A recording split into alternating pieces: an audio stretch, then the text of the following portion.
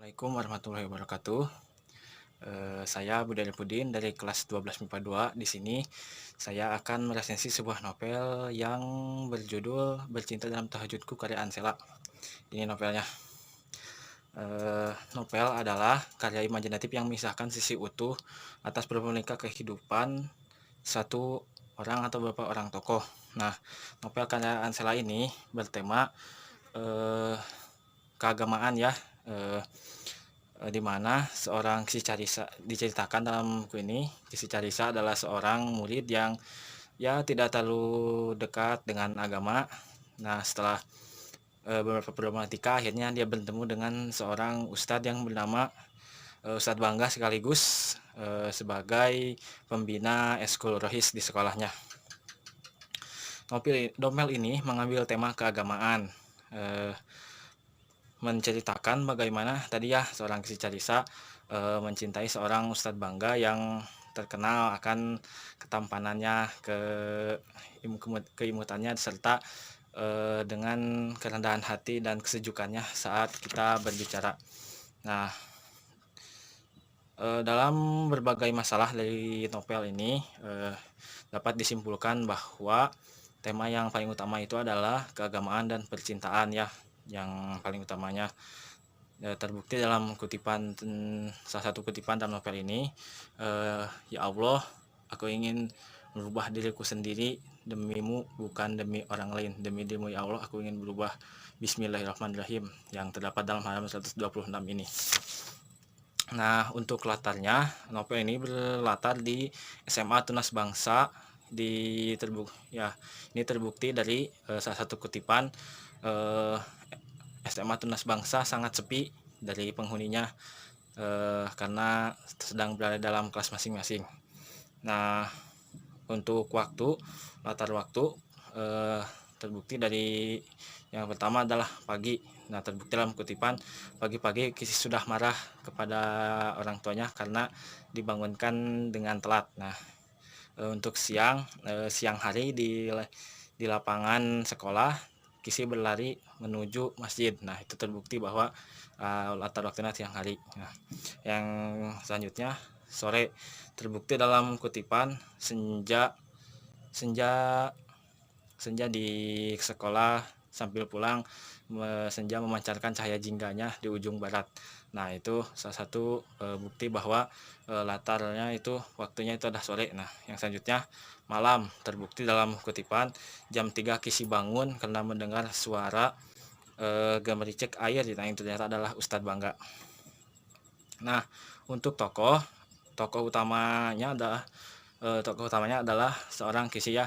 Penulis menceritakan Kisi sebagai seseorang yang cerewet, keras, kaku, rapuh, egois, manja, berwatak pemarah, suka seperti itu, dan terlalu apatis, yang tidak terlalu mementingkan orang lain, yang terlalu mementingkan dirinya, tapi ramah dan periang.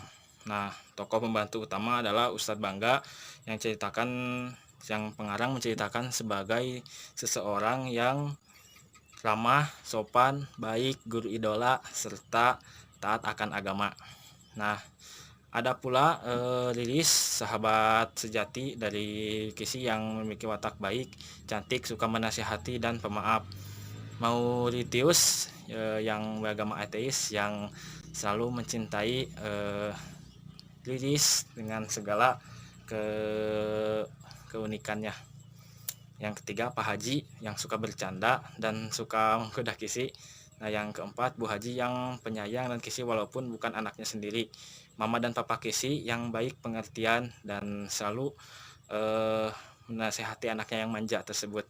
Nah, yang ketiga adalah Feli, yaitu sosok cantik, centil, dan bersikap kurang baik, dan dia juga yang menyebabkan kaki Kisi jadi kehilangan salah satu kakinya.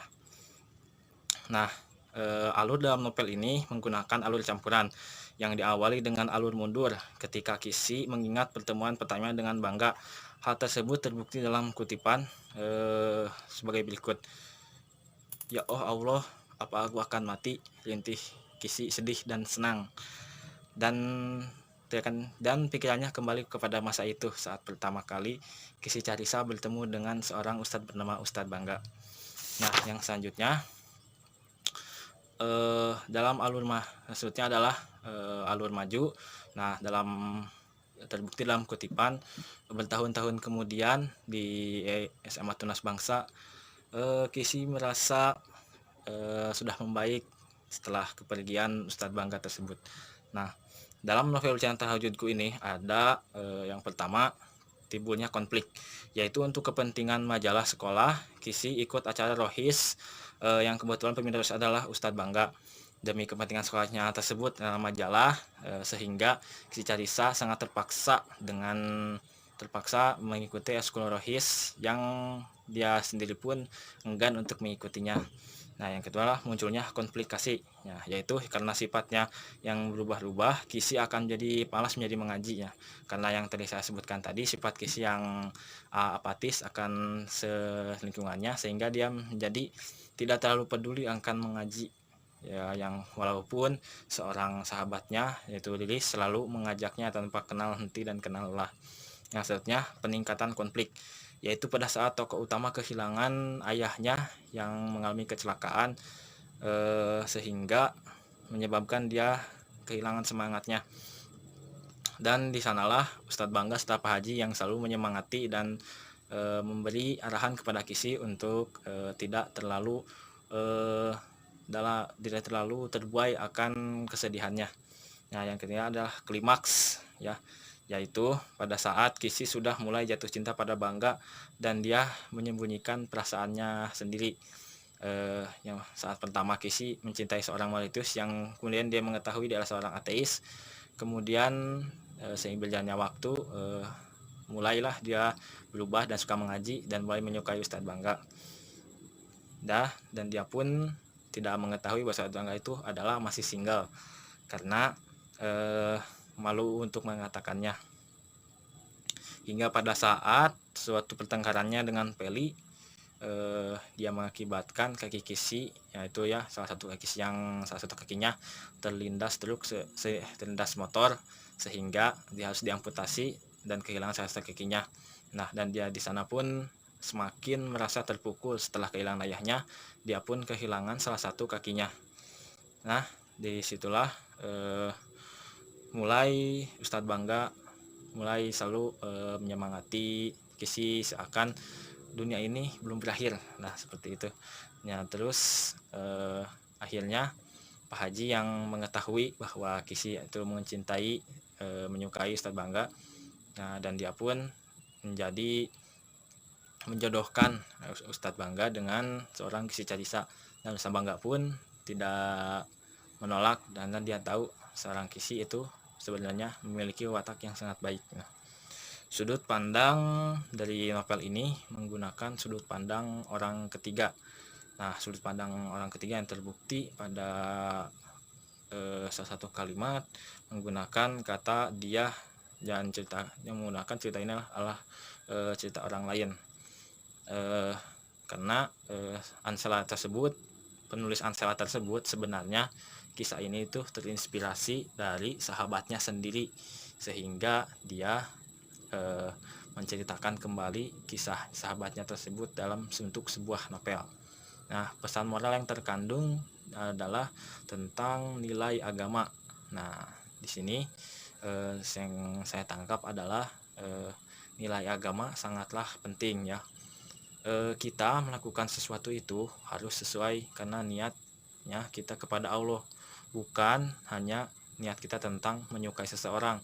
Kita bisa saja menyukai seseorang menurut kita baik. Nah, belum tentu menurut Allah itu baik. Nah, belum tentu juga yang menurut kita buruk menurut Allah itu tidak buruknya, seperti itu. Jadi jangan terlalu cepat menyimpulkan.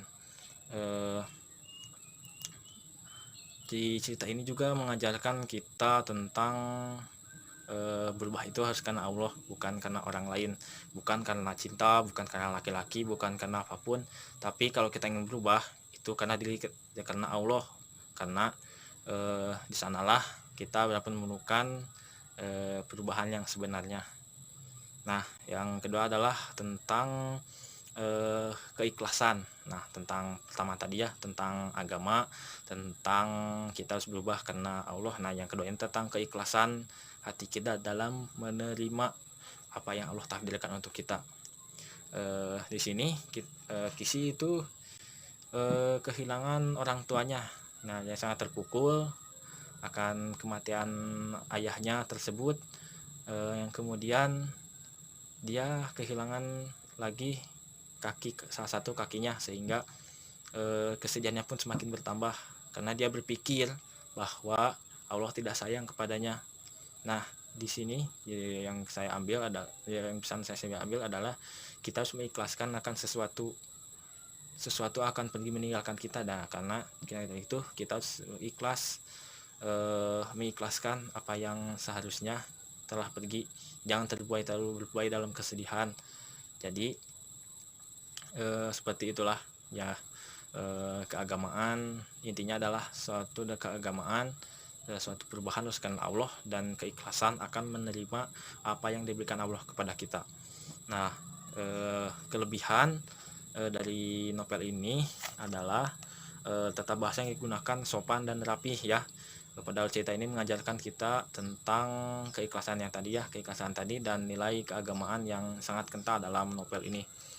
Nah, dalam novel ini ibadah dari mulai awal Kisi Carisa yang tidak terkena agama sehingga dia menjadi taat akan agama.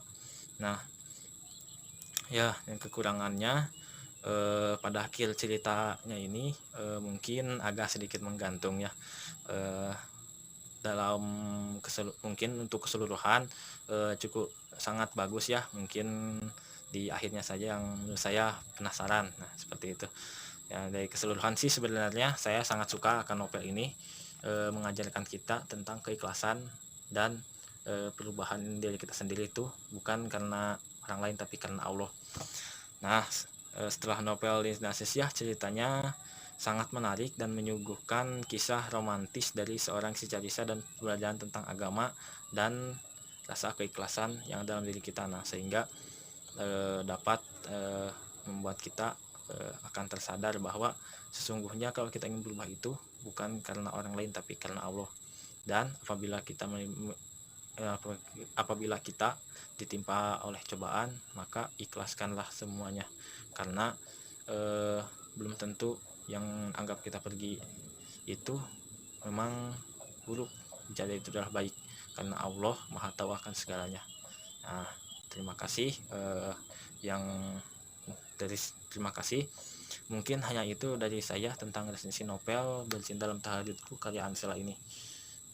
Terima kasih atas perhatiannya. Assalamualaikum warahmatullahi wabarakatuh.